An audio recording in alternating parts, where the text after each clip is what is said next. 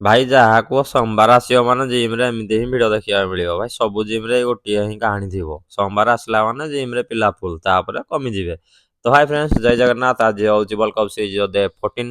ଆଜି ମୋର ଲେଗର ୱାର୍କଆଉଟ୍ ଥିଲା। ତ ମୁଁ ଫାଷ୍ଟ ମୋ ନି ପେନ୍ ଯୋଗୁଁ ମୁଁ ସ୍କ୍ୱାଟ୍ କରିନଥିଲି। ତ ମୁଁ ଫାଷ୍ଟ କରିଥିଲି ଲେଗ ଏକ୍ସଟେନସନ୍ 10ଟା ସେଟ୍ ତାର କରିଥିଲି। ଏଇ 8ରୁ 12 ରେପୁଟେସନ୍। ତାପରେ ସେକେଣ୍ଡ ଏକ୍ସରସାଇଜ କରିଥିଲି ଲେଗ ପ୍ରେସ୍। ଲେଗ ପ୍ରେସ୍ର କରିଥିଲି 5ଟା ସେଟ୍। 5ଟା ସେଟ୍ ସେଇ 8ରୁ 12 ରେପୁଟେସନ୍ ଲେଗ ପ୍ରେସ୍ ସରିଥିଲା। ତାପରେ ଲାଷ୍ଟ ଏକ୍ସରସାଇଜ ଯୋଉଟାକି ଆମର କ୍ୟାଫ୍ ରେଜ୍ କରିଥିଲି ସେ 8ରୁ 12 ରେପୁଟେସନ୍, ତାର ଏଇ 5ଟା ସେଟ୍ କରିଥିଲି। ତ ଆଜି ମୋର ଏତିକିରେ ଫ୍ରଣ୍ଟ ଲେଗ୍ର ୱାର୍କଆଉଟ୍ ଶେଷ ହୋଇଥିଲା। ତାପରେ କରିଥିଲି ଆପ୍ସର ୱାର୍କଆଉଟ୍। ଆପ୍ସରେ ଫାଷ୍ଟ କରିଥିଲି ଲେଗ୍ ରାଇଜ୍ ଲୋୟର ଆପ୍ସ ପାଇଁ। ତାପରେ କରିଥିଲି ଅବ୍ଲିକ୍ସ ପାଇଁ ସାଇଡ୍ କ୍ରଞ୍ଚେସ୍, ସେ ହ୍ୟାଙ୍ଗିଂ ଲେଗ୍ ରାଇଜ୍ର। ତାପରେ କରିଥିଲି ଅପର ଆପ୍ସ ପାଇଁ ଆପ୍ କ୍ରଞ୍ଚେସ୍। ତ ଆଜିର ଏକ୍ସରସାଇଜ ଏତିକି ଥିଲା ଲେଗ୍ ଆଉ ଆପ୍ସର। ଜୟ ଜଗନ୍ନାଥ।